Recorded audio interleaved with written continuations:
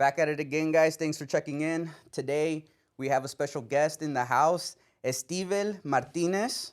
Let's go. You already know what it is. Also known as DJ Woods in the house. Let's go. Thank you, guys. Thanks you for having coming me. by, man. Yeah, it's an honor. I've been seeing you guys' work in the last couple months now, so thank you for having me for sure. So your name is very, ¿cómo se dice? Deceiving? Así se dice deceiving because you're a DJ, but you're also a radio host. So Yeah. you're doing both. Basically, and that just happened recently. Oh, okay. Yeah, okay. but my radio background actually goes back a few years. Like we're talking 2014-ish. That's kind of when I got my feet wet with radio out here in Salem, KMUZ, down the street over here this way. And that's how I kind of learned a little bit there, but I wasn't fully invested into radio because I was doing other things DJ related. I got into radio as soon as I started going to OSU. Mm-hmm. Just I figured it'd be a good time to get back into it and just pick it up again. That's interesting because I don't see a lot of younger people going into radio. Yeah. But let's take it back to 2014 when you said Sure. that you started dabbling in radio. How did that happen? So I'll take it back a few more years back. My upbringing in hip hop, because that's what I focus on, it relates to b-boying, breakdancing. Okay. So when I was in middle school, 6th grade, November, can't remember the year exactly, but I started dancing. And so I grew in that world, met a lot of people, a lot of b-boys and b-girls, and a lot of DJs. And I started doing competitions. When I was early high school, would be traveling up to Seattle to battle and down south. And so that was all good and great. And, you know, life progresses. So I thought that I would be in the b-boy game for a very long time, you know, going into adulthood. I did hit a point where I started traveling for it. I did a few events out of state, actually farther away than Washington and California. I ended up going to New York and doing some work out there, doing some competitions, came down back to LA. It was about 2000, I'd say like 16, 17, when I went down to LA and battled on a national level. So I was getting down with the people I grew up seeing on YouTube, you know, the professionals. We're talking like Red Bull, BC1 level. We're talking, you know, Monster level. Those are the big sponsors in the b-boy game. And I made a name for myself, met a lot of great people, like I said, and then my body couldn't keep up. It just gave out, specifically my wrists.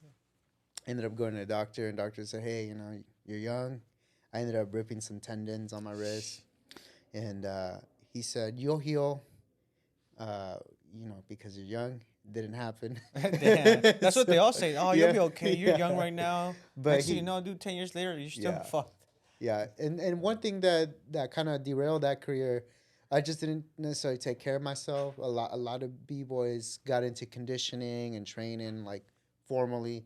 I just go in and just tear it up, you know? Yeah. And it tore up my body. He didn't stretch. I didn't stretch. Stretching is key, man. You got to do some yoga. Damn, You know for what I mean? real. Damn, dude, didn't you do some breakdancing yourself? Dude, it was you. I don't know why you trying to point. Dude, this guy used to be a jerk. Oh, Remember that? Hey. Shit. He was a They jerk. remember the b-boy versus jerking? Yeah, dude, that was Yeah, him, yeah. dude. Dude, I battling don't him. even know what that is. That was your time, You right? don't remember that? Yeah, you were too Nah, old. He's dude. right. You were out of high school by that point. Yeah. Yeah, back when we were in middle school, I think I was in 7th grade, so you must have been in 8th grade, or was I in 6th and you were in 7th, When'd something you like that. graduate again? I graduated in 14. Okay, yeah. So it was somewhere around a there. year off. We were a year off, so either 6th, 7th, or 7th, 8th grade. There was, I think there was a couple people that had moved up from California and had gone to, because I went to Waldo, and they're the ones that brought like the skinny jeans and then like the wild hair. Yeah. And The blow-ups. The blow-ups. Yeah. And it was like they would like kind of just keep like shuffling kind of back and forth. Show us, if dude. that makes sense. I'm telling you. Un zapateado. ¿verdad? Es como un- Sí sabe, nada más se hace. Yeah, no, that was not me. But I even think that they posted YouTube videos on that too, dude. Yeah. From middle school too. The people you know or the. No, yeah, from my middle school. Oh, okay. I'm sure, dude. I do remember. It was a big shit. You know, Yeah. there were some like people from Cali that they like world known. ¿Cómo se llaman? I forget their I don't know name. about world known that Oh came here, man, but New Boys or something. New Boys. Yeah. I They were can't well, dude. remember. They were huge in that field. Yeah. I remember we ended up butting heads with a few of the jerking crews Oh, because I was in a b-boy crew. My crew is True Roots crew, and it's still active, not as much. You know, we're all grown up, but then we're hoping They didn't next stretch. They didn't yeah, stretch didn't either. stretch. Most of them, well, actually, a few of them did, so they're still good. Oh, okay. But we used to get down with a local organization called Salem Cypher, and we put on a lot of events here in the Salem area where we got people from, like, we had people from Seattle coming down from, like, DC, Shoot. Canada. Yeah. It was nuts. You know, we ended up having, like, cash prizes. It was crazy. And now some of these events, you know, they're like giving out $10,000 for the first place, $20,000. But you got like Red Bull sponsoring this type Yeah. of stuff now, so it's like it's a whole different world. When I was coming up, YouTube was barely getting traction, gaining some traction, and that's how it helped us grow as b-boys because back in the day, you would have to get VHSs or like DVDs to like pick up moves. Yeah. Obviously, biting is really frowned upon in the b-boy world. What's biting? Biting is when you like take someone's move and just replicate it like piece by piece, and that's like really against like hip hop standards. You know what I mean? So we would just get inspired by these other b-boys and these tapes, and luckily in my time I was able to meet a lot of these b-boys that I would see growing up on these DVDs and VHS tapes, and we'd all get together and just watch them with the homies. But like I was saying, my body didn't keep up, and I had to pivot. I had to pivot. At the time, 2010 or so, I had discovered DJing because I started going to b-boy battles. So I remember seeing the DJ at a b-boy event, how he would control a crowd with records, and how he would spin music, and it was like, I don't know, man. It was like a point where I had like a sudden realization. Wow, this is nuts. I want to do something like this. And I remember helping that particular DJ set up that at that particular event, and he's like, "Hey, man, you sure you can carry this stuff?" You know, it's like each turntable was like 50 pounds, right? And I was like skinny little 5-foot kid. So I was like carrying turntables, and then I realized, oh my God, this is nuts. Like this, there's a lot of passion that goes into DJing, and a lot of sacrifice for sure. But that was my exposure to it. So I got into researching about DJing, right? I had no money to my name, barely getting by. My parents were barely getting by, you know, working day and night all the time. And I remember my parents were able to afford, and I think I put some money into it. I got an Xbox 360 back then. And it was, you know, we're going into like, I was in high school, so it'd be like around 2013 or so. And I was like really itching to just get into turntables, you know. I couldn't afford it at the time. You're looking at $400, $500 a piece. I ended up selling that Xbox 360 just buy one turntable. And I remember my parents just looking at me all crazy, like, whoa, you just like sold all your games and Xbox to buy one turntable. Like, what is that gonna do? You know what I mean? And so I had no mixer, right? I guess a turntable is just that record one? Yeah. Single? Just one. Okay. Yeah, just one. So mind you, I could have bought a whole setup for that kind of money. I could have bought like this little controller and just gotten my little crappy laptop and started DJing, right? Whatever. But I didn't. I just bought one turntable, and it was like, damn, now I gotta get another one. And then I gotta get a mixer. So actually, shout out to one of my homies, Paulie Lopez. He was my b-boy mentor at the time. He was also into DJing, so he gifted me my first mixer. Okay. Right. So I had vinyl, you know, because it's just records on one side of the mixer, and then I had my iPod on the other side, and I would just try to mix music together, you know, with headphones. And that was kind of what I did for a long time, man. And Obviously, going to freestyle session in Los Angeles, big international b-boy competition. I had a great talk with the legendary DJ Kohlherk. So fast forward now, this is 2017 or so, and I don't know if you guys heard of DJ Kohlherk. No. So if when you have some time, look him up. But he's considered the father of hip hop. He's the guy that coined hip hop in the South Bronx in the late '60s. No, I'm sorry, late '70s.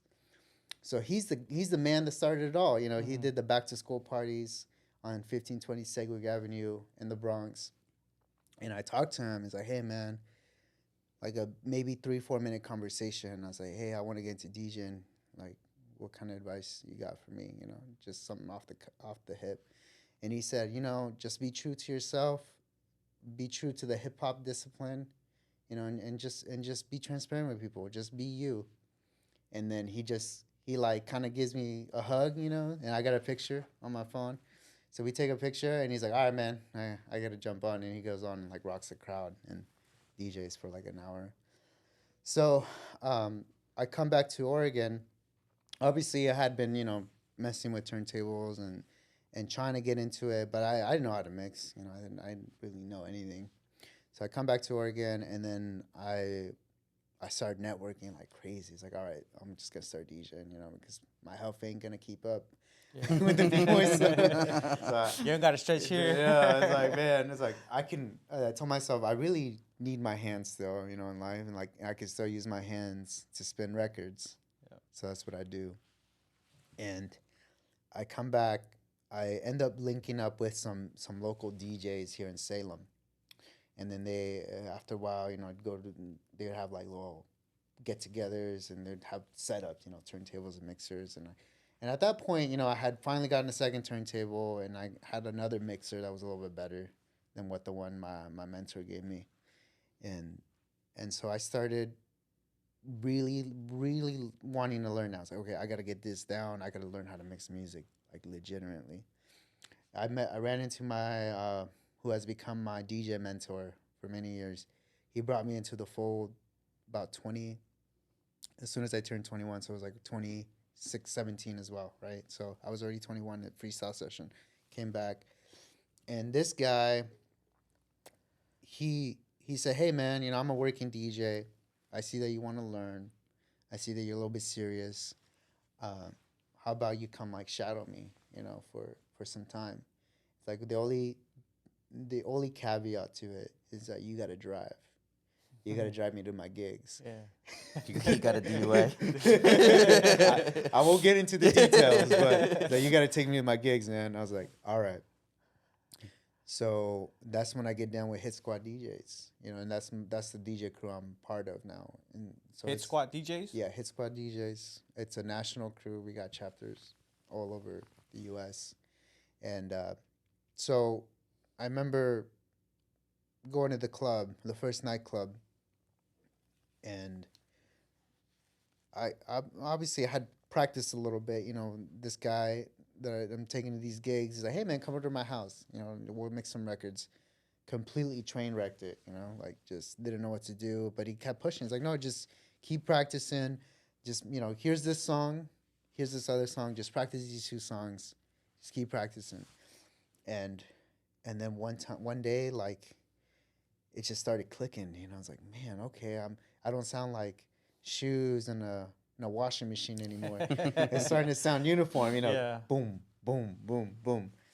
And I'm at the club, right, with this guy. We're maybe a few weeks in, and he's like, "All right, man." He's like, "I'm going to go take a smoke break, take over." And, like, there's, like, maybe 20, 30 people on the dance floor. And mind you, I've never played on a big sound system. And it's scary playing on a big sound system for the first time. Because you spin that record back. At your house, you might hear a little rumble, you know, with the bass. But when you do that at a nightclub, when you spin back the record, the whole place shakes. Like, Oh, really? yeah, because like the bass is just kicking, right? So I completely butchered it. Yeah. Like people just like looking at me like, "What is this kid doing?" I was just so I was like sweating. Yeah, but Like, you sweat. you learn, so Yeah. you know. I mean, it was hard. It was really hard knock lifestyle right there. Yeah, So yeah. my mentor, he's like taking a smoke break, like looking at me from a distance, He's like, and he just puts his head down and pretends he's not looking at me, and I just drop in the other track, and I'm like, oh, oh crap, okay, and I didn't get a good response from the crowd, and I'm like, okay, well, let me try this other record. I dropped that record, and all of a sudden, like 4 people come back to the dance floor, and I'm like, oh man, all right, okay. Like I'm like going back to my training.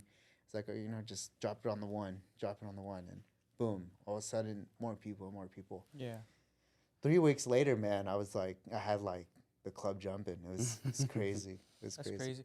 Do you think your mentor did that knowing that you were gonna struggle and you had to go through that, and that was the right place at the right time, or do you think he was just, oh, I'm just gonna take a smoke break? Because you did. He says that you said that he saw you, pues, ¿me Yeah, entiendes? yeah. He told me later on, a few years later, uh, he said, when I met you, you I knew you were gonna be a DJ, because I saw that drive in you. And the moment I saw you drop those first few records, I saw the biggest smile on your face, and I knew that was it. So with that in mind, I think he kind of knew. He had that hunch. Okay, this guy's gonna do it. Yeah. And Okay. he told me I've had a lot of people under my wing because at that time he had already been 20-something years in the game, right? Jeez. Nightclubs, like we're talking New York, down south, Phoenix, LA. He had been everywhere, and he just moved up to Salem because he wanted to settle down a little bit. So he's not BSing you. He's No, he's, no. he's seen people around. He Yeah. knows. He probably seen people wanting to do it. Lo hacen. Yeah. Or Yeah, he told me a lot of people have crossed me the wrong way. A lot of people have, pretty much screwed me over, right? Yeah. And I was a bit skeptical, but as soon as I saw that smile on your face, I knew that it was gonna be forever. It's gonna be a lifetime thing for you. And that's what happened. I started doing. I literally was with him for 2 years straight, just embedded with him. Yeah. We'd go every gig, and he was DJing out here 4 times out of the week. So Damn. I'd go with him 4 nights every week for basically 2 years straight. And he halfway through it, we're about 6 months in. He's like, "Hey man, I'm gonna give you $20. I'm gonna give you $20 because you're definitely doing a good job, and you're driving, and so I'm gonna give you $20. So that was my DJ salary for a year and a Yeah. half, $20. What'd you do with the $20? Man, I'll tell you what I did, but I'll get to that in a little bit. I'll conclude it with this. My mentor, he finally got tired of Oregon, and he's like, "Hey man, I'm gonna move back to where I came from," and he said, "Hey, I've been thinking for a while. Like, I'm just gonna give you everything I have, all the gigs." So, I went from being a novice DJ, just learning how to mix a few years prior, to all of a sudden, making 40,000 plus off DJing. Yeah. It was nuts, and that was life changing. It really was, man. Because I had been working day jobs, and I had a pretty cool day job, but it was just getting me by, paying bills, and at the time, I wanted to get right with the U.S. government. You know what I mean? So all the money that I made within that time span, from when I started making $20, I just put in a shoebox, and maybe I should have invested it. Maybe I would have made more money. Yeah. But On inflation, Bitcoin. the inflation rate. You know what I mean? Or Bitcoin. Yeah, it would have been nice. And so I used all that money. I made those 2-3 years right at that point, and I paid for my residency, man. So I paid my lawyer, and I remember I gave that shoebox to my mom, and I said, "Hey, like every week I'm just gonna put money in here, but I want you to take care of it." And so I remember at the time my parents were a little iffy about me being in bars and nightclubs. I was fresh 21-year-old. they were like, hey, what are you doing there? You like doing drugs or drinking heavily? Because they didn't understand it. They just Yeah. did not understand. Llegas a las 5 de la Yeah, mañana. What are yeah, you doing? yeah. Basically, es lo que estaba pasando. And when they realized, oh, he's making some money. Yeah. Like maybe Selling drugs. we'll let him keep doing that. Do you want us to take you? Yeah. We'll take your friend too. My mentor came one time over and he's like, hey, I just want to make sure we're all on the same page. Your son's helping me out and nothing shady's happening. And my dad was understanding of it. Like, yeah, like it's good that he's helping you in that regard, helping with the drive-in and helping you at the gigs. But yeah, I took that money. I remember that day, clear as water. My mom gives me that shoebox and it just, ended up being a few thousand, right? And my mom was like tearing up, and I'm like, oh man, like it's so nuts. Like, oh, I'm literally using this money to get right with with this country that I've been here for years. So I go through that process, and all of a sudden, a year later, I'm a resident, permanent resident here in the United States. And I like to say I credit DJing for that, but it, I guess it was because of that. I was able to make some extra income, but it was a lot of dedication and passion to make it happen. Like a lot of people see just the tip of the iceberg, like so cliche to say, Yeah. but that's truly what it is. People seeing the tip of the iceberg, but there's all this sacrifice, this time invested into becoming good at something, right? And I've always mentioned it, but one of the hardest things to do is doing something and not getting paid. For example, you're with your mentor, doing all of that, and for a lot of people wouldn't do it because they want to get paid, or they're like, no, I'm not getting paid, or whatever the scenario is. Yeah. And I mean, you overcome that, right? You from making $20 that he gave you to making more money at that point. So yeah, I mean, I realized that there was more value in learning the craft of DJing versus the money. Yeah. And I'm glad I realized that quickly, because it really made a difference long term. Now being a working DJ, literally that's what I'm doing. But I guess one thing that I also learned was just the value of things, like the value of being able to get up and do what you love to do. Because a lot of people, they get stuck in that vicious cycle of doing the 9-to-5 thing. Don't get me wrong, 9-to-5 thing is cool. I did it as well. But if I could choose, I'm always going to choose my passion. But yeah, that was kind of that era of coming up as a DJ and just, cutting your teeth and learning the crafts, learning how a bar runs. Yeah. Super important. Getting to know how to talk to owners. That was all the stuff that I learned during that time has really paid off now that I'm going back to school, getting some formal education. So, but it was definitely a transformation.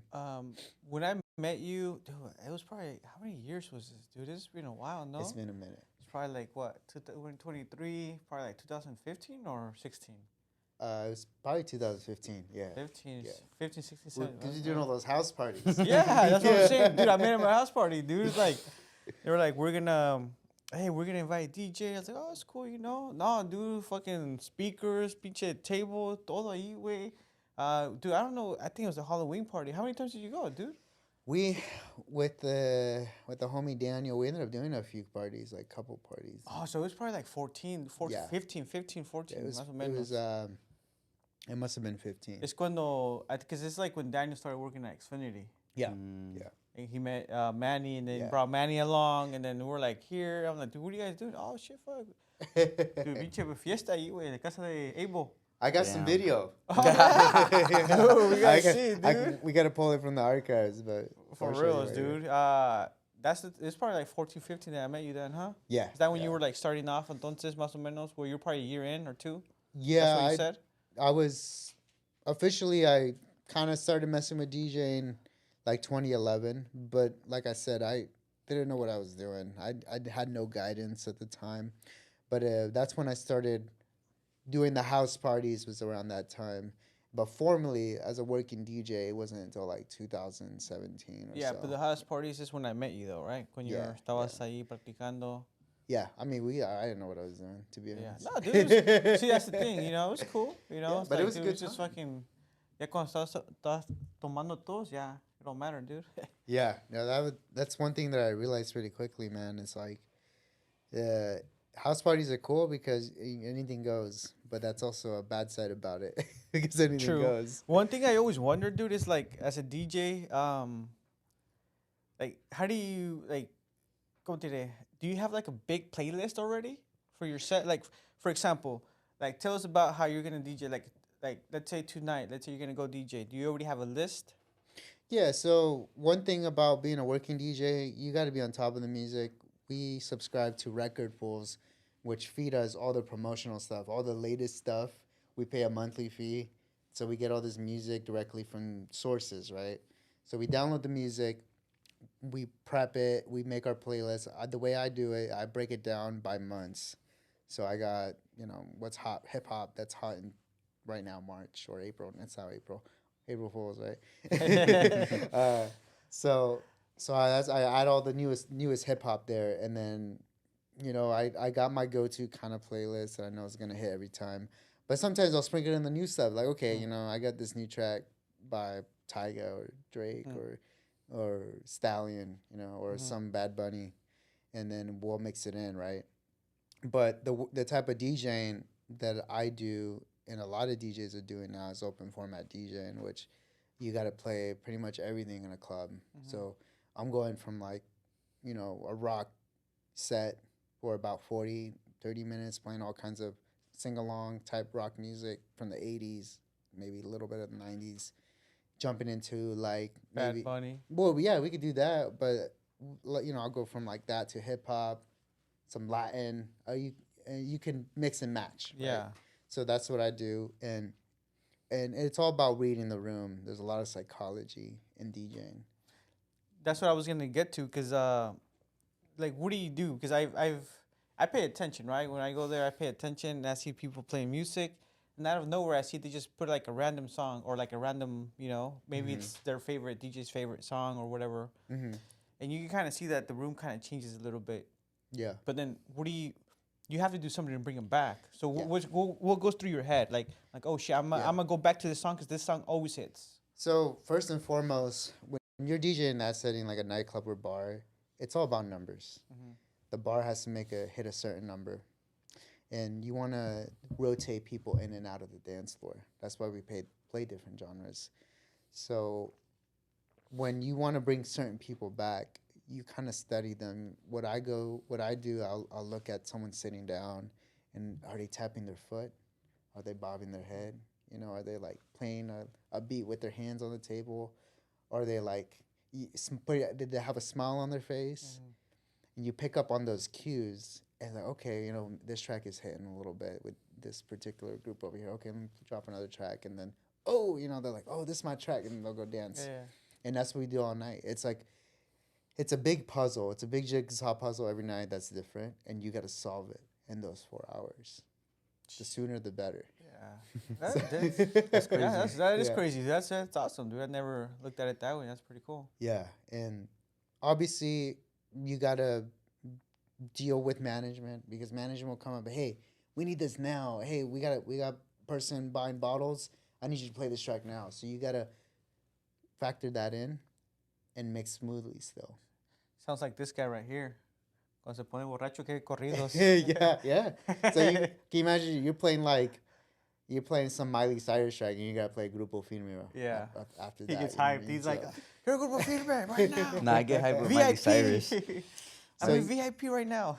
So you gotta deal with that. But with the biggest thing, at least for me, and some DJs can do it better than I can. I have 3 songs in my head at all time. Some DJs can have up to 6. I've heard of this dude have like 7 songs in his head ready to go. And he has like 5 different exit strategies to get out different genres. So it's like he's playing Latin, right? Oh, like I can get out of this Latin track and go into hip hop. I can go into funk. I can go into dance hall. I can go into some rock or maybe some swing.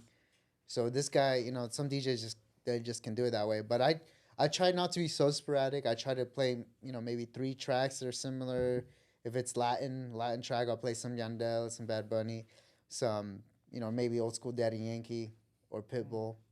And I just try to keep it consistent. So I'll play like 3 or 4 tracks like that. Okay, the people want to get a little hype, so I'll drop some EDM, Yeah. right? And then we'll get all electroed out for 20 minutes. Okay, you start seeing people like, oh man, I'm like getting tired. So like too much hype happening right now. Yeah. So you start seeing that people start getting worn out, and so okay, I'm gonna drop some R&B, and then people get all sexy on the That's floor. some slow jam. Yeah. Well, not super slow. I mean, it's still a club setting, so you want to keep Okay. a certain threshold of energy. You can't just fully dip it down because then people are like, whoa, what's going on? Like it's just not the vibe. True. So you got to keep there's a certain standard while you're DJing. You want to keep a certain level of energy at all times. You can't go past that point because then people are out the door. They're like, okay, we're going somewhere else, Because my job, I'm by no means am I a headliner DJ. Mm-hmm. I mean, I could play a headliner set. My job in the nightclub world and why people keep calling me back is because I can keep a room. Mm-hmm. I can keep a room full till 2:30 in the morning if I have to. So that's the value that owners see in me. When the nightclub owner hits me up or promoter says, hey, we just need a solid DJ. We know you're solid that can play 5-6 hours and keep the party going. Mm-hmm. That's all we want. That's true. I don't know if you ever realized, or whenever you were in the club or anything, when me and my girl would go somewhere, we would go to the club, and you don't think about this. Obviously, we're not thinking about the DJ at the time. Cuando estoy con ella, we would go in there, like, oh, okay, give it a little time. Like, no, they're not really playing anything we like. And then you're like, oh, let's go somewhere else. So I could kind of understand what you're saying there. You're kind of like, you're going to keep the crowd no matter what. Yeah. You read everything, sabes, ya tienes experiencia. Yeah. And I consider myself the backbone Mm-hmm. because there's the headliner DJs that come in, right, and they're on the flyer, and obviously I'll be on the flyer too, but they're the focal point. So we're curating the night for them to come in and kill it and do their thing. We, as a backbone type DJ, you're the opener, for the most part, and you're the closer. Mm-hmm. There's a headline dude, whether it could be a headlining DJ, they could have some sort of artist come in. We're just there to facilitate that transition. You know what I mean? So, yeah. And maybe later on in life, if I make a big enough name for myself, I could be on the headlining position. But at that point, you're playing a different game. Mm-hmm. You're there because promoters or owners are hiring you because you're pulling people in based off your name. Mm-hmm. And that's also valuable. It's also valuable for owners. And then that's cobras más at that point, right? Yeah, now there's different pay structures, but thankfully here in Oregon, it's gotten better over the years. When my mentor started DJing out here, it was really skewed, like the money wasn't right. And arguably, a lot of dudes will say the money isn't right still. Mm-hmm. One reason is a big reason why people do other types of DJing, whether it's corporate style DJing or private gigs, is some dudes can make 3 nights of what they would make in the club in 1 night just doing a private gig. So there's that situation. Yeah. And a lot of the biggest market out here is the dudes doing weddings, they're doing corporate events for companies, and they're doing other type of events like that. So I play that field too sometimes. I get hired for private functions and I go in and I do my thing. So I like to be as flexible as possible. I like to be able to do pretty much everything, and play on pretty much everything. That's what I pride myself in. You're not just one thing, right? No, not just one thing. I can. Someone the other day called me. I was like, hey, I need like 3 hours, 4 hours of country music. Can you come do it? I was like, yeah, I could do it. I get down with my country music too. Do you have a favorite kind of gig, like wedding, birthday, or as far as like private gigs? Yeah. I love weddings, man. Weddings? Yeah, it's a very, very magical time for people who are joining their families. Being part of it is very nice, and just being part of that occasion, you're embedded in their memories forever, because you played the right music, They know that there's a level of expectation there. When people hire me, they know they're getting a level of quality, at least for private gigs. So I like to keep that reputation. But yeah, those are my favorite type of gigs because it's just such a wonderful time. Maybe later on I'll get married too, and I'll get to experience that. But yeah, and then I guess the money's good too. Yeah, of what I course. mean? But you guys do a lot in a wedding, right? Because you guys are not only playing music, you guys are also like the timing people, right? You guys are. We're emceeing, we're setting up, we're tearing down, we're DJing. You guys are the one, pues hablando de todo, no? Like, Yeah, hey, like- let's go here, or va a cortar el pastel. Exactly. That's what I all meant, that that's shit, what I right? meant, Yeah. yeah. So we Coordinating the time. Yeah. every wedding I do ends up being like a 12-hour day. So I'm back at my house 2 in the morning, 3 in the morning. Yeah. But it's good money, That's like good. sometimes there's a level of expectation too in the nightclubs, but I'm able to find a balance where I can leave have someone else cover a gig and still have my nightclub gig the next week, because they know I do a good job there. But sometimes I do got to step back. It's like, okay, I need to go do this wedding this weekend, take care of that, and then come back, and it's all good. It's all love. So. Down. Do you ever?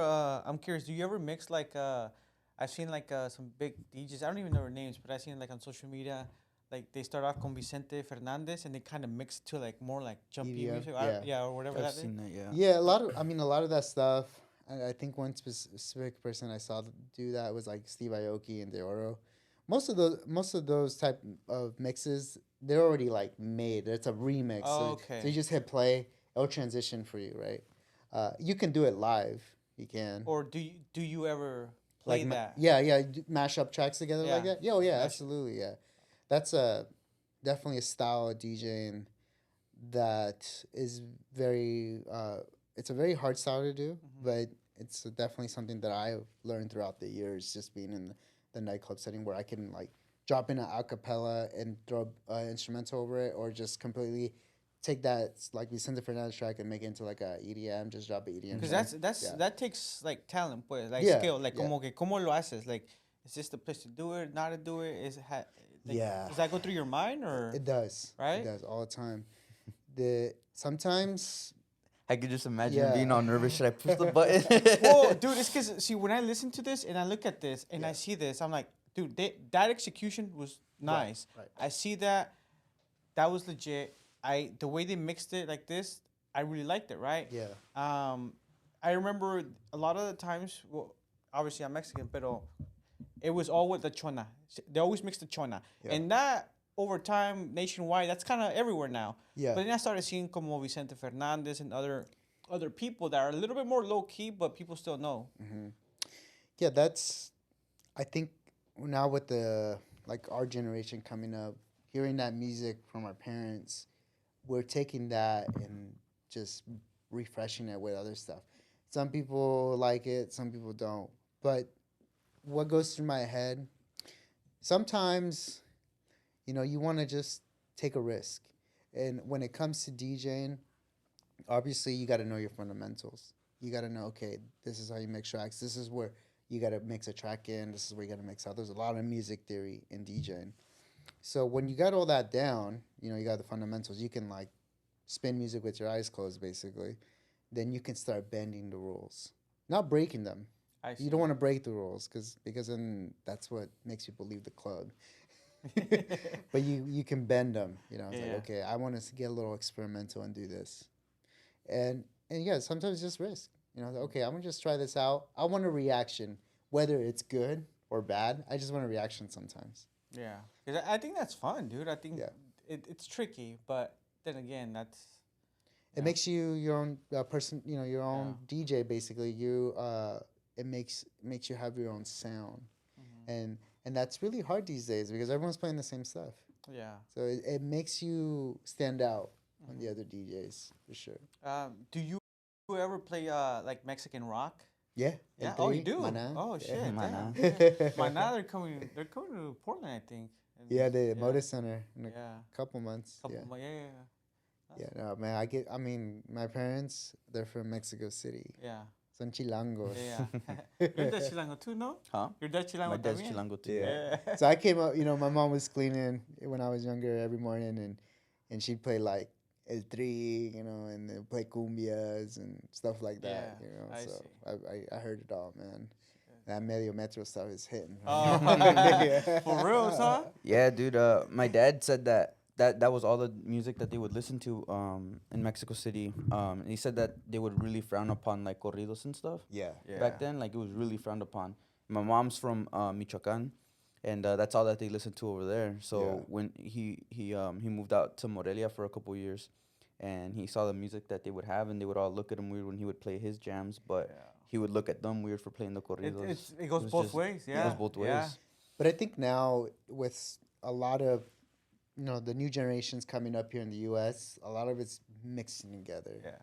So there's some really cool stuff happening because of it. Like I think about like, I think it's Maluma and Grupo Firme. They got that like Latin style track, Cada Quien, Yeah. So I'm looking at that. I'm like, man, that's like really nice. Like it's like another genre almost. You know what I mean? Mm-hmm. Exactly, because all these young bucks, they're coming like Peso Pluma and all these guys. Yeah. It's not traditional, and I heard this on a podcast from the owner of the record. They're like, every time we used to go to like Miami and Florida with like a Mexican band, they would all look at us like, what the fuck are you guys doing here? Like they were like, we don't want these guys here. Like these guys Yeah. es como like the old school, banda y así, que no sé qué, como banda machos, right? Yeah. Now they're getting called up to go to Miami, dude. They're getting called up to go sing over there. And then a lot of once you tap in con Puertorriqueños and South Americans, that's gonna be big, and that kind of it's a shift happening right Yeah. now. I've been out to New York City a couple of times, obviously, and seeing that the city, just all the cultures, man. They're not joking when when they say it's a melting pot, it's a melting pot out there. Yeah. Like you walk down the street, you'll hear some Russian, you'll hear some Spanish, you'll hear some Portuguese, English. Everything is there, man. And it's like hearing the music out there, man. It's such a beautiful thing. Like I remember going down the street and there's like a bachata club. They're playing all kinds of bachata and salsa and merengue, and they get down, man. Those Yeah. clubs out there get down, and it's nice that there's some crossover happening now. Obviously, Mexican music is near and dear to me, right? But I consider myself a big hip hop head. So, Yeah, exactly. but with that being said, I appreciate the new stuff that's happened and that's coming out. It helps me. It helps all kinds of DJs as well. It keeps our jobs going. So yeah, artists are very important for us. But you said you started dabbling in the radio in 14. Yeah, so I got down at KMUZ. DJ Swan had a radio show in from like 2014 up to like about 2018 or so. We did a hip hop show every Sunday night, and I wasn't there all the time, but I would go in there pretty consistently, and I'd just show up with turntables and a mixer and just mix for the night with DJ Swan. And there's a lot of history there, and at the time he wanted me to do a little bit more, and at some point I think he expressed that he wanted me to do some of the shows, right? But DJing was getting really heavy. We're talking 2018 or so. That's when the nightlife really took over my life. And I was DJing 4 to 5 times out of the week. So it ended up being more than 200 events per year. Damn. So it was a lot of sacrifice already. I didn't have the bandwidth to sacrifice more time in radio. So I had to let that go. Not necessarily let it go, but pulled back a little bit. And we had an amazing time there. Sam had all kinds of people show up, DJ Swan, and we had some cool people show up and do their thing, and DJs got on. Even Manny was there during that time. And yeah, it was great, man. That experience has definitely helped me now going back into radio. Although radio is just, another facet what I do. I still consider myself full blown nightclub, bar / corporate wedding DJ. Do you think that the radio helped you out on, because you were already a DJ, full DJ, right? But do you Yeah. think that it helped you like improve your craft, or did the DJ Yeah. help more the radio? Well, definitely playing out live helped uh, a lot when I got into the radio.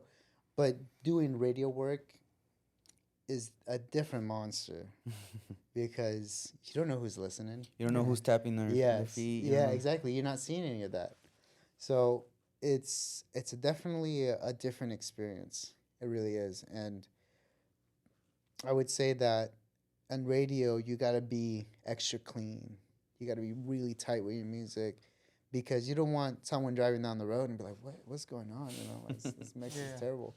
And since we do it all live, like any mistake that happens, people are going to hear it. And it's amplified even more in someone's car versus in a nightclub or bar that people may not be fully paying attention. They're maybe trying to hit up on this chick over here, trying to buy someone a drink, you know, talking to their friends, jump in or whatever. But when people are in that setting, the mistakes are more clear. Yeah. I You bet, see that? dude. You're driving with their kids or something. and Yeah. You put the wrong song on. Yeah. And there's a big thing with radio. You can't play any dirty music for during the day. Obviously, after hours you can. Yeah. But I'm always mindful. You know, I even if it's a track that is a little questionable, I'll avoid it. So there's some limitations in radio. Yeah.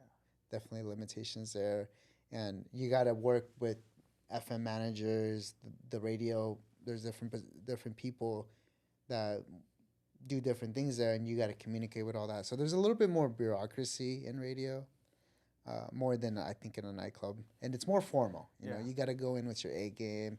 You got to present yourself really, you know, put your best foot forward, and make sure that your show is on point and is staying on point. You do that right now, Yeah, so it's college radio. It's nothing too crazy. But hey, do you guys ever do the second day update? No. Nah, I'm joking. No, we don't do that. That'd be a good spot to do it. college second date update. No, but one thing that I do like about this show is the show that I started, and I got a co-host now, but we do live mixing. You know, that's really unheard of out here in Oregon. You go down to like the bigger cities, New York City, Las Vegas, Los Angeles. You got DJs on the radio, like mixing music, like legitimately mixing music. So we're trying to bring that to the Valley. It's a little daunting of a task because not everyone's up for the challenge. Yeah. So we try to target working DJs that are out there actively doing their thing, and then so they come in. They mix and we interview them as well. So they talk about their DJ journey, and we've gotten some good feedback. A lot of people really have appreciated what we're doing, and people tune in from everywhere now. We got people from Arizona, LA, Washington, Oregon, Idaho tuning in just to hear us for like 2 hours. I did see that. You guys call it the working DJ? Or? The working DJs, Right? radio show. Yeah, I did. Yeah. So you have your co-host, you and your co-host are there every week, and then you guys will invite different DJs every week. Basically, yeah. Okay. So and interview them and then mix together. Yeah, Okay. That's the gist of the show, and it's a simple formula, but it's a lot of work, man. I bet. It's a lot of work trying to schedule all that, make sure DJs can make it down. I guess the biggest undertaking right now was, well, actually there was about two. I had one DJ flying from Las Vegas to just do a mix, and then get on the show just because him and I go a little bit back, and I was like, wow, like, man, there's people coming down That's dope, though. from a different state. Dope. Hell yeah. And then a more notable DJ, more notable like thing that happened, and I was a little afraid that it wasn't gonna happen. I had DJ Wicked show up to the radio show. Now DJ Wicked is probably the biggest DJ in Oregon, right? So as far as hip hop goes, Yeah. having him down was definitely an experience, and we were really happy that he came You down. went to your spot? He came down to a radio Yeah? station, yeah. Damn. Where's he based out of? He's up in Portland. Portland. Yeah, so it was a lot of logistical work to get him down, but we got it, and loved the show, did his thing, and man, he had the airwaves jumping. Yeah, that's dope, dude. That is dope. Yeah. Yeah, so that was cool, man. That was really cool. Yeah, I could see how that. I could see like even though Corvallis doesn't seem that far, still Yeah. coming up from Portland. That's pretty far. I'm sure he's got gigs. And what time is your radio show? So we're Mondays at 8 p.m. Mondays at 8 p.m. Yeah, so it's a little bit of a task. he probably had a late Sunday show. And then had to make it work to show up on time Yeah. on Just Monday. gotta go back. And mind you, it was snowing too. Oh crap! shit. So Yeah, that this didn't guy- help. Damn. He still made the drive, man. Hey, man, shout out to DJ Wicked. Him and I, we met. Esteban's like, I'm gonna pick you up. Yeah. So DJ Wicked, he has the longest hip hop party in Oregon, over 25 years. And before COVID, they would host it every Wednesday in Portland. Oh, no. And it's all vinyl, so there's no computers allowed at this event. So if you want to DJ, like obviously you gotta have to get invited, and you gotta bring a crate of records, and just mix with vinyl. Creative Records. Yeah, Damn, dude, that's more than 50 pounds. yeah, it's more than me. So Damn. when you say vinyl, it's just the actual records? Just actual records. And then yeah. right now, typical normal DJ, they don't do that. they Most do- DJs have moved away from Most of them, right? vinyl. Okay, Yeah, I get, yeah. We use the standard right now is Serato, Mhm. which is a DJ software, obviously, and the way it works, at least for the way I use it, is you still using vinyl, but it has a tone in the vinyl, and that helps you manipulate the songs. And you use a mixer still and turntables, but it's all on the computer. All your music is on the computer. So Digital plus. I got 3 terabytes of music. That's a lot. Yeah, That's a dude. lot. Yeah, some of it is video, so video takes more space. Yeah. But I was gonna say, is it lossless? yeah. And there's some WAV files in there too, and yeah, it's a lot of managing, a lot of music to manage, and there's like I have like backups, and we even my crew Hit Squad DJs, we have our own server, Mm-hmm. so our music is on the cloud basically, and we can download whatever tracks we need for events. You gotta be on it. You gotta be on point, no? Yeah, Kind of a bit more organized para tener todo eso. yeah, and basically you can't like lose your tracks, right? So you gotta have backups and backups. I have like maybe 4 backups, Mm-hmm. and man, I have some in different locations. Yeah. I have some in cold storage. Shoot. Room temperature storage. Yeah. dude. What- It's so important, man, because that's arguably that's what's worth the most for DJs is our music, man. Because we Oh, could lose for our sure. laptop, but if you lose your music, man, it's really bad. What made you get back into the radio scene? It was just a perfect opportunity. I was leaving my full-time job to go to school and focus on DJing as well, and going to OSU. Obviously, I got to represent. Let's Oregon go, State Beavers. University. Let's go. There was the opportunity to start working, or basically volunteer work. Obviously, that's what we're doing, but to get involved at the radio station on campus. Since I came from that background of DJing, it was a pretty simple transition to get involved. And I told myself, yeah, let's just do this. Like at the time, I didn't see it as a huge commitment, and I was like, I could spare like maybe an hour or 2 from homework, and that's what I ended up doing. So, but my weekly schedule consists of the radio show in the beginning, and then the rest homework, classes during the weekday, and then DJing on the weekends, and then that's how I go about my weekly life. Do you ever DJ with Manny, or do you guys have your separate? Yeah, we when I went down to Corvallis, Manny and I joined forces, and we were able to secure a deal with an establishment down there, and Manny wanted to get back into the game. I was like, hey man, we're gonna make this happen. So I with the help of a couple other people and obviously Manny willing to do it, he got into that, and he obviously is holding that residency down. Personally, I didn't want to get into another residency because I wanted to be a little bit more flexible, where I could play different bars and nightclubs. When you get into residencies, because I held like a 2-3 year residencies at 2 bars before, and you're super committed, right? You gotta just kind of be there all the time. Obviously, you can step out and do a couple private gigs, but you got to be there all the time. And I didn't want to go that route anymore. I wanted to do something different, right? I was like, okay, I did that for a couple of years. I need to do something else now. And so that's why Manny is doing that, right? And I'm kind of the one traveling, doing all the other gigs. But occasionally, we will switch off. So we've done it before. I do a couple nights, or maybe 1 or 2 nights, here and there every other month. And he'll go out and play at the other clubs that I'm in rotation. A residency? Do you guys do an actual contract?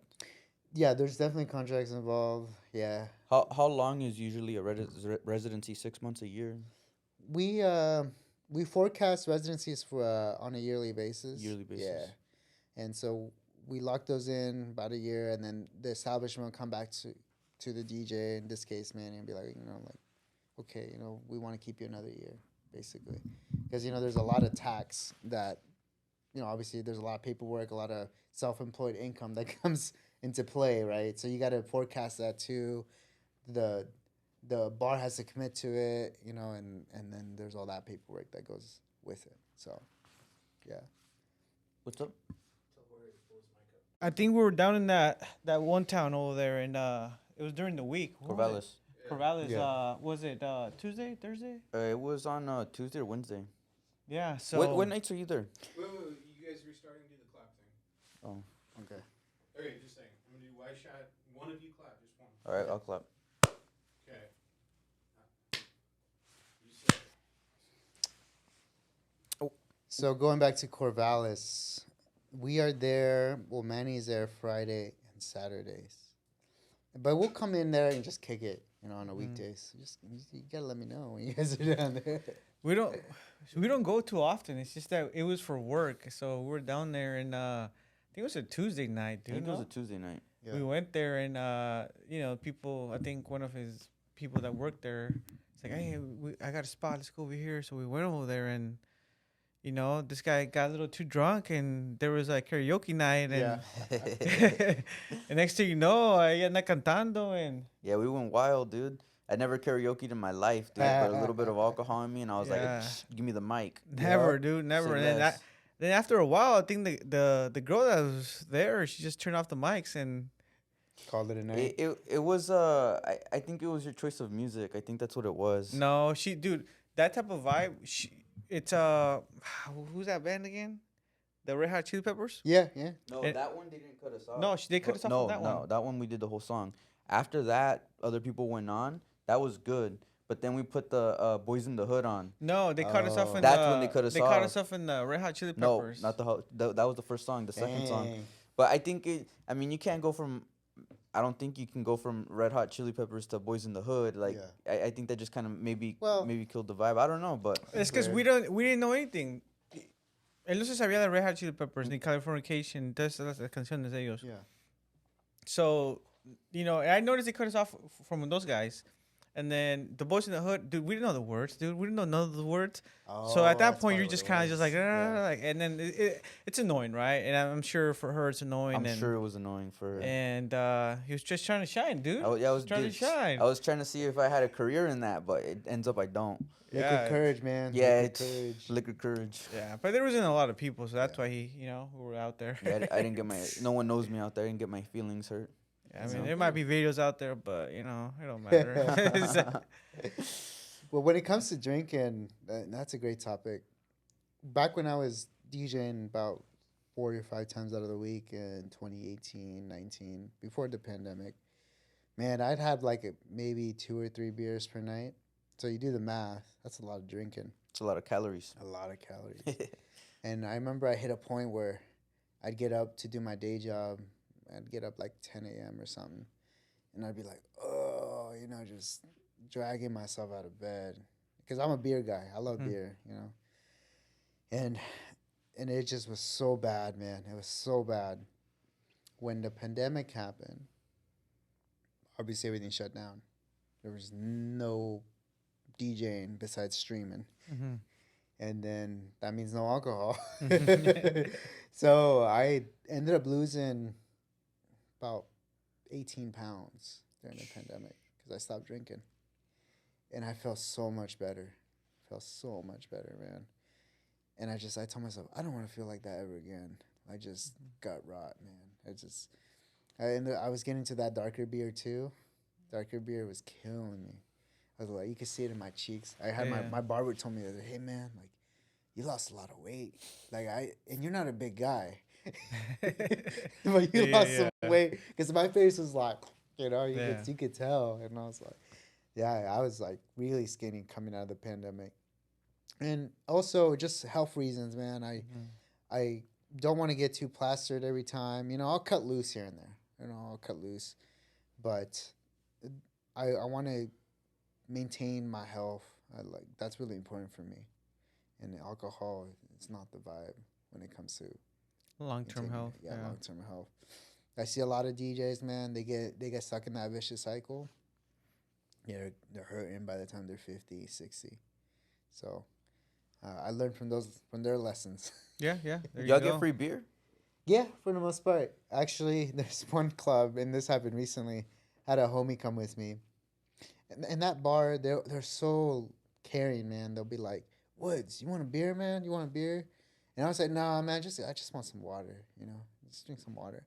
So I had the homie show up, and then the bartender was like, "Hey, I've been saving all these beers Woods hasn't drank, so you can have them all." You went ham. Yeah, dude. Basically open bar. Hey, So the homie got super plastered, man. We had to stop like 3 times. and you already know, dude. When he's in Be Corvallis, like, you we're gotta taking go. beer. So you gotta drink. His homie the next week. Hey, bro, what time we leaving? Yeah, no, he's been coming. The last time he went, dude, we had to like stop 3 times on the way back home. Like we had to pull us out of the freeway. Just like, Dude, sounds like you, dude. Yeah, no, that's never been me. Yo, I guess going back to your name, dude. Where does DJ Woods come from, or what? That's a good one. That's a good question. So originally, when I was coming up, they used to call me Woody because I was into Toy Story as a kid, and that was like my character, right? And everyone started calling me that because I grew up poor. I grew up on the block where all the homies, we just came up with nicknames, and I wasn't never affiliated or I wasn't part of any set, but the homies would just call me Woody, right? Mm-hmm. And when I got into the b-boy game, they wanted to call me like b-boy Woody, right? But there was already a really good b-boy by that name, and I couldn't use it. I was like, nah, that's like biting, Yeah, I don't exactly. want to bite someone's name. So I just dropped the Y and added an S. Now, when it came to DJing, I could have probably made a new name, but I just kept it. I just transferred over, and also there's also a really good DJ by the name of DJ Woody. So Okay, I was like, no, I can't step on that territory. Yeah. Where'd you grow up, bro? I grew up North Salem, or Keizer area, obviously, and then later on we ended up moving to Lancaster. This was towards the end of high school, right? And there was a lot of homies, doing all kinds of stuff. Going back to Plymouth Drive on Keizer. You know where that's at? No, I don't. You know where that's at? Nope. So that's like where La Plaza Morelia is at. Oh, okay, that I little see. strip. Yep. I see. That strip, man, I remember seeing my neighbor all drugged up. Yep. Like just coming out in boxers all like tweaked out. That's And he ended up getting dragged. The SWAT came in one night and dragged him out completely naked and like put him in the back of the cop car. So I saw all that, and a lot of the homies are getting into the gang culture, and they never messed with me because they knew I was a b-boy. Mm-hmm. And a lot of the homies were b-boys, so that we kind of we got a pass a lot of the times. they wanted to see the b-boy stuff. Yeah. So Yeah.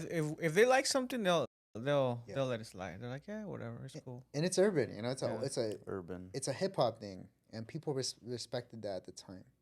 So we're like off limits, no one would mess with us. So did you go to McNary Yeah. all 4 years?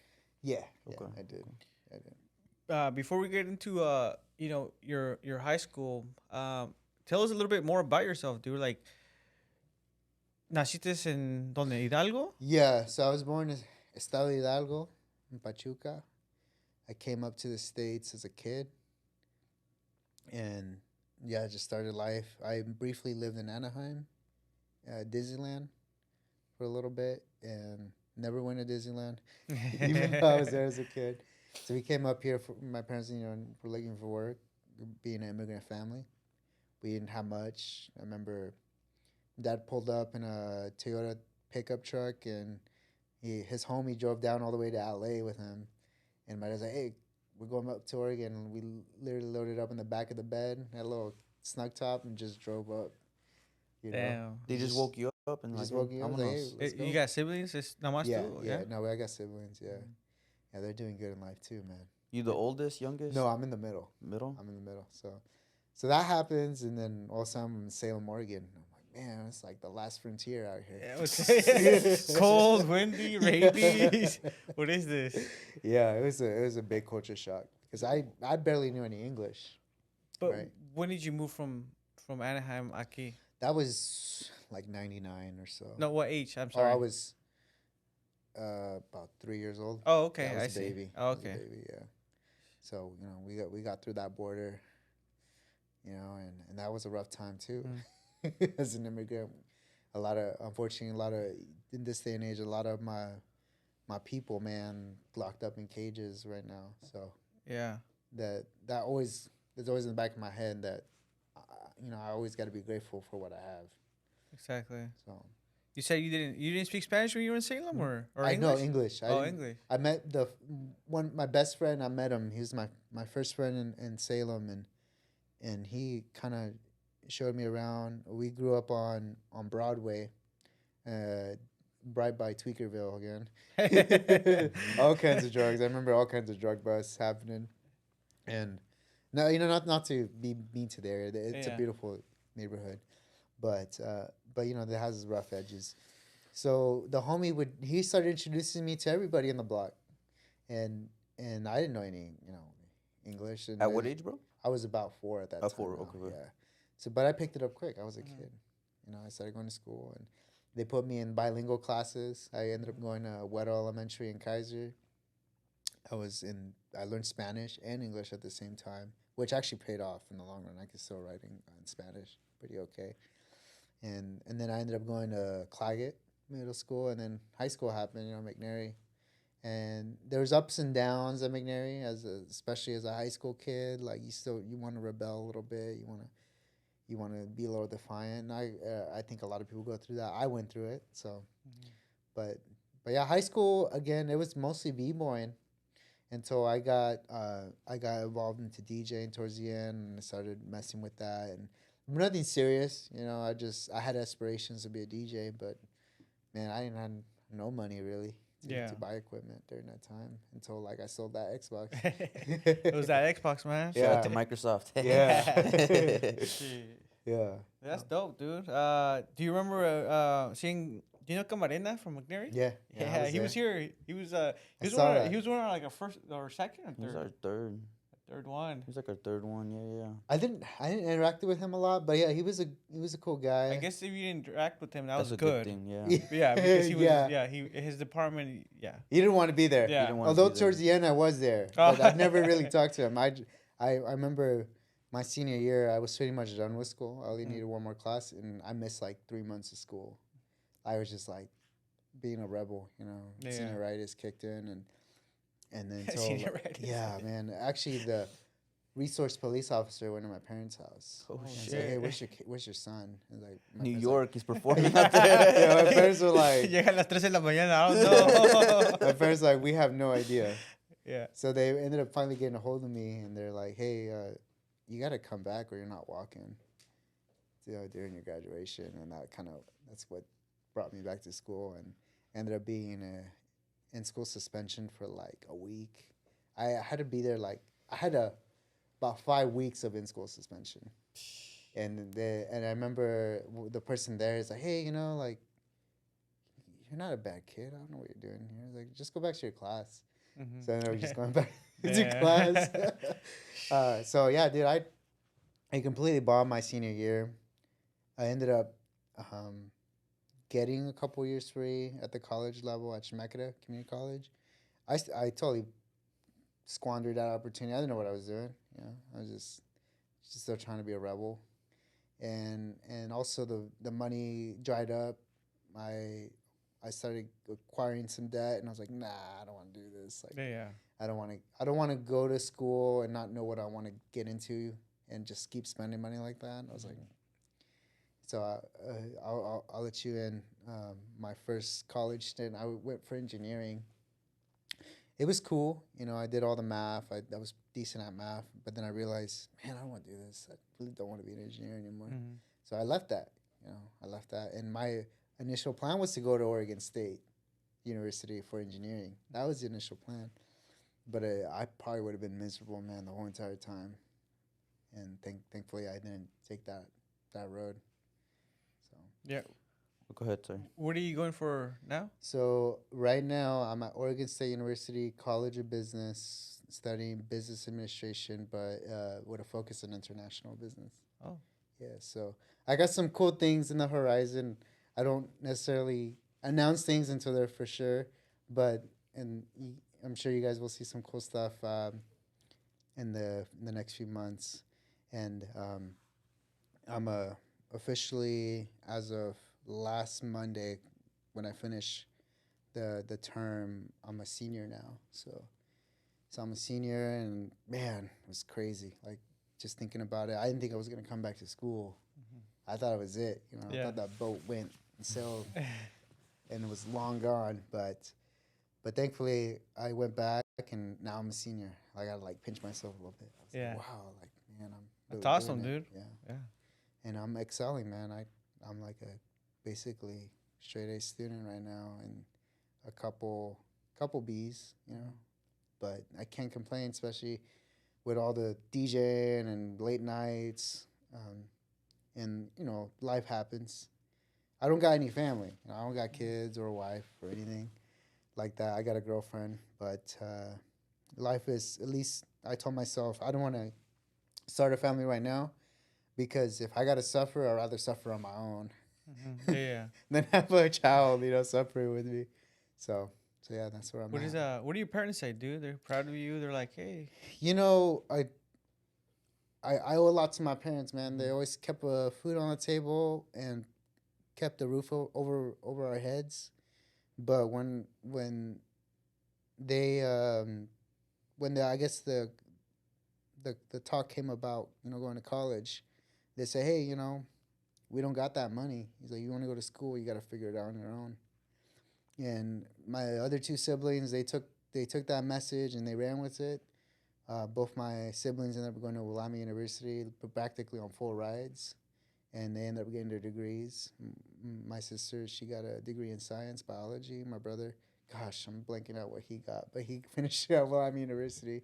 So they both did that, and they did well. But me, I had another path in mind, and I got into working, working 9 to 5, just working really hard, saving up money, and just DJing, and also just trying to be a better citizen in the community, so and also help people in the community. Mm-hmm. That's always been a big thing about me, is to give back.